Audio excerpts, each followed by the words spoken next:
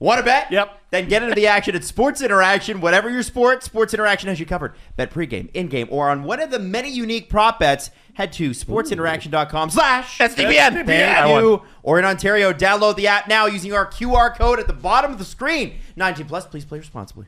We made you wait over 30 minutes for the highlight of the show, and that is Kerfoot, Matthews, Marner.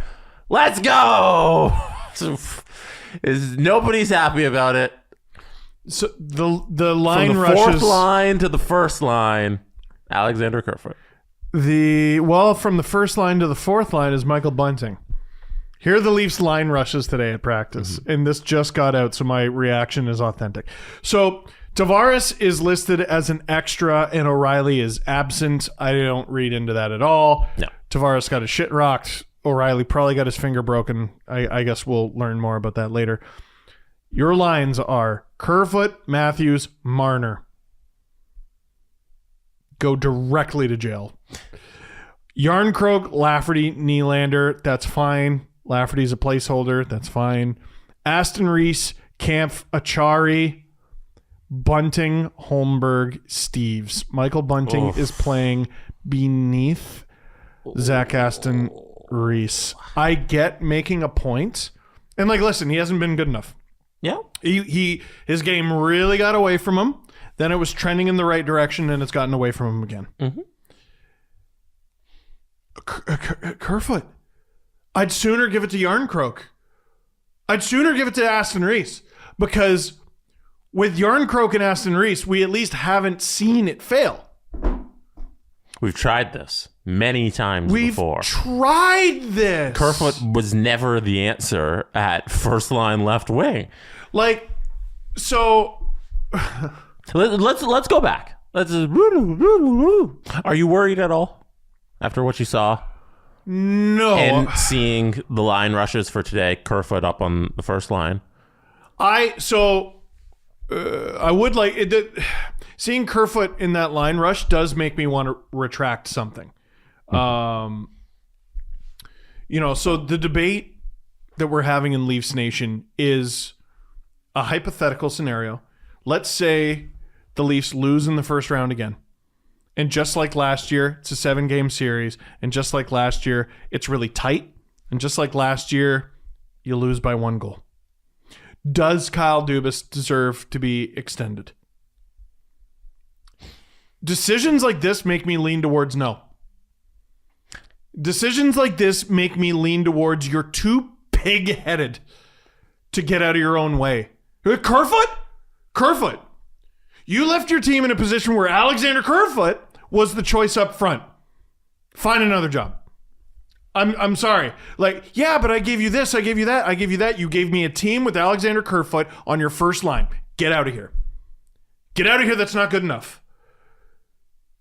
We acquired this guy, we acquired this guy, we acquired this guy. You gave me a team where Justin Hall is Morgan Riley's defense partner.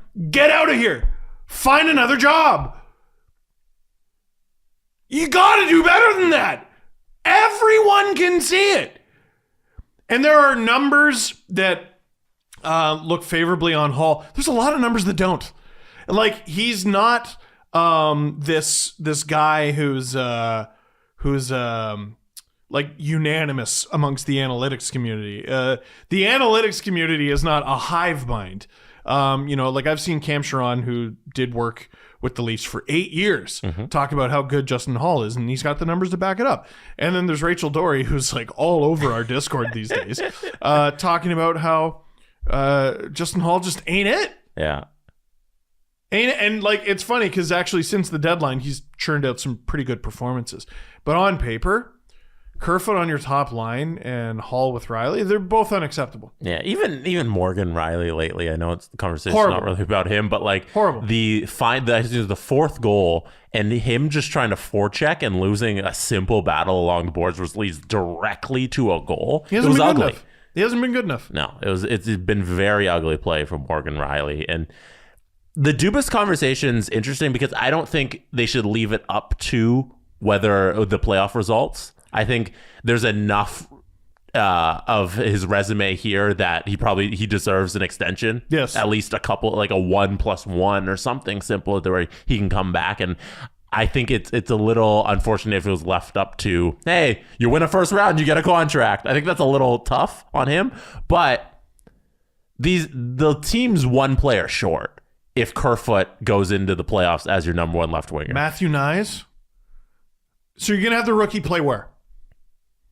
Hopefully not on that first line. Are we assuming that Bunting gets his job back? Yes, that's how I'm looking at this as, hey, this is a temporary step back for Michael Bunting. That is still your number one left winger. That second line, we'll figure that out when we get there. Like, it's fine. O'Reilly can play up there for a little bit. They did the 1-2-3 down the middle this game. Sure. And Kerfoot was up there. But, like, I think Bunting just earns it back, and this is a temporary, hey, get your mind right, get your ish together. You're on the fourth line for a little bit, and then he's going back. That's why I'm not too worried about Kyle Dubas screwing up this team by not having a left winger for the top line. So you think this decision, and this is what I think this decision is and what I hope this decision is, but I'm letting my anxiety speak. So here are my securities speaking. Kerfoot on the first line has more to do with Bunting than it does with Kerfoot. Yes, this is a punishment to a guy who that's his spot. Okay. I can live with that, but I tell you what, so you're hoping Bunting finds it then. What if he doesn't? He's not a fourth liner. But what if he doesn't? What if he doesn't find it? And then that's a bigger problem. Right. Also, since the beginning of the gosh darn season, we've been talking about that left side. Mm-hmm. And here we are. So now it's a borderline child that is tasked with saving the Leafs at left wing. He better be Luke Robitaille. He better be amazing. Or they're fucked.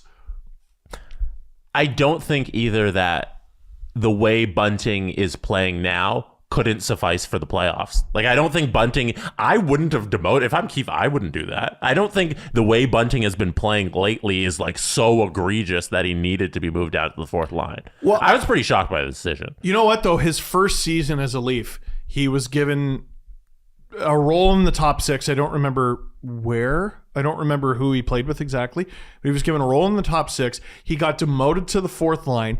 He scored. And if you go back and look at the celly, it was just pure relief that he scored. He played a small handful of games down there in the fourth line, did very well, got promoted, and never let the job go until now, like a year later, right? Mm-hmm. So in Keefe's defense, he's done this once, and it worked. It better work this time because the option is what they have now, which we know isn't good enough. No. We've seen the Kerfoot experiment. Like, it doesn't. Kerfoot has played in every single spot in this lineup, and nothing's really worked unless you count like Kerfoot on the fourth line, which was really good like a week and a half ago. He was on the fourth line, and it was good. And they love him. He's making too much money to play on the fourth line. They love him. Yeah. Like, they love him. He's a good interview. He's a fun guy. He's a jovial guy. Elliot Friedman talked about how the Leafs brought in a third team in the O'Reilly deal so that they could keep Kerfoot. Yeah. I'm telling you, you can get by and do so much in life if you are just liked. But, like, what if he didn't tell good jokes? Like, would you still put this guy on your top line if he wasn't funny? Michael Bunting, do you know if he's a good locker room guy? I think he is too. I think him and Kerfoot. I get the impression from everything I've ever heard from anybody that it's a really tight-knit group and they like each other, mm-hmm. and there are no real outliers. Mm-hmm. Or like there are guys who just aren't as social. Yeah. Everyone's always like, others. Broads is different. You know, that kind of stuff. But it's not like they don't like him. Every time they talk about Broads is different, I go, please don't explain how.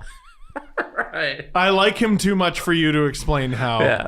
Let's keep his different to him. Oh, he likes conspiracy theories, and I'm very grateful that all the reporters haven't gone, okay, so like which ones? Which Reddit you a part of? Please don't. He's too good at defending 2-on-1s for me to know the answer to that question. Stop. Just please don't. Yeah. Please don't. There's a reason he was in a total of like 0 scenes in All or Nothing, the Amazon series.